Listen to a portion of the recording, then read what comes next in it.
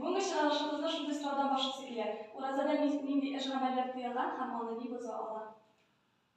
Urazanın tüp məhnəsi o indi Ədəm balasın Allah Subhanahu wa Ta'ala Quyosh bilinə başlağından alıb, tam da beytəbizin tam bilinə başlağından alıb, Quyosh ayımançına qədər aşamışə, içmişə, şulayım indi xəlal olğan məsələn yaxınlıq qılmışə, turu o Urazanın tüp şartı məsələn.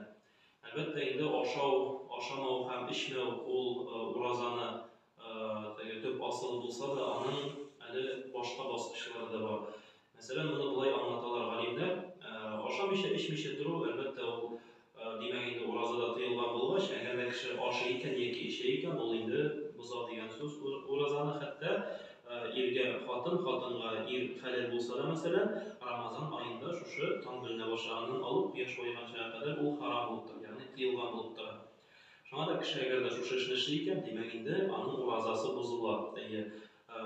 Lakin başqa momentlarda var, şunday Urazanı bozatdığan deməkdə biz indi Ədəm balası əgər də məsələn nərsəndir yutsa, nərsəndir tatıb qarasa, yəni onun bir qüb dişkəlikləri əlbəttə bunun üçün indi kitablarına aşırığa kirək, qararına kirək, nişik nərsə bula məsələn aşamını tatıb qarav yarı, aşırığa pişirgən kişiyə məsələn, əyni başqa kişiyə tatıb qarav yaramı.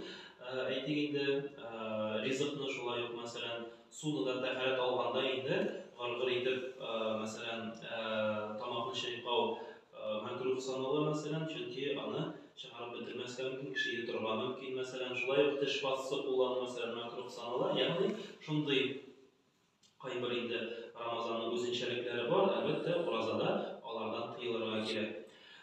Həm nərsə bizdən Urazabızına şulay yox nindi özünçəlikləri var, şuşu nərsədən tıyılırğa gerək deyəndə əlbəttə Peyğəmbərimiz sallallahu aleyhi və səlləmin səhabələr aytırğanlar idi. Bizim üçün Urazada aşamışə, içmişə durub bir nərsə qədər durur.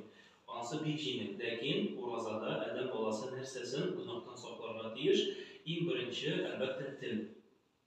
Tildən naşar sözlər çıxmasqa deyiş. Göz bilən biz naşarğa, yaramağanğa qaramasqa deyiş. Qulaq bilən biz indi qəybətini, yalğan deyib aytmım indi məsələn gerekməgən başqa sözlərini yaramağan sözləri biz tınlamasqa deyiş. Yəni Ədəm balası özün dolusunca günahqa iltətirğan, həm günahqa albaratırğan əməllərdən biz saxlanırğa deyiş.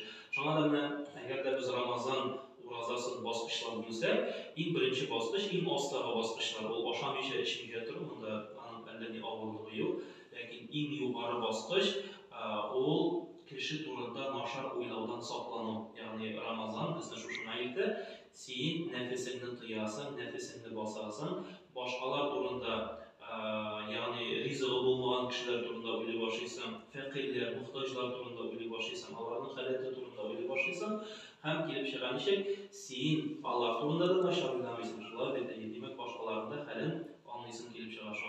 Allah Teala şu Urazanı bizdən tənimizgə, yəni qeybədət edə, tənimiz bilən biz qeybədət qılabız. Həm görəbiz, rizqlandırışı Allah Teala, rizqini verişi Allah Teala, minni qədərinə tırışsan da məsələn biz bir qoyu vaxt eydə, biz buna min işləməsən bolmuyor, min tapmasan bolmuyor. Yox, əgər də sen işləb də qarşında bulunan rizqində aşıy olmasan, Allah sənə sələmətlərini bilməsə, sen onu qabul et almaysan, demək sen indi nərsə sələmətlərini qayğırtasın. Şunlar verdi, yəni qaybır qalimlər indi özləri müşəhətəyə isbatlarına da tırışan, Urazda tutu təngə faydalı ikən, sələmətlikə faydalı ikən. Lakin Müslüman biz ana təngə sələmətlik yəki nərsə deyib tutmayız, biz ana tutaq, biz nərsə Allah bizə şuşunu quşqan, həm biz ana utiyiz, fəqət Allah rizalığı üçün, Allah bizdən riza olsun üçün. Çünki anın əcir savabı inşallah bu, Allah Teala qarşında qiyamət gündə biz ana biləcək, çünki Allah'ın elçisi aytdı. Uraza tutuşular üçün cənnətdə bir işıq var, Rayyan deyəni, o aşılacaq. Şuşu Uraza tutuşular kirib bitkənçi, o işıq yorulmayacaq. Yəni indi fəriştələr шығıb aytacaqlar, qaya Uraza tutuşular, kiliyiz eyləgiz, bunda sizə ayrım işıq, həm şundan Uraza tutuşular, qarəli indi tuttum bir Ramazan ayında Urazasını deyib turub basıb, indi Allah'ın rəhməti bilən şuşu Rayyan işıqləri arqılı indi cənnətə kirib olacaqlar deməkdir. Şuna görə indi Allah Teala tutqan Urazalarımızdan qabul etsin inşallah.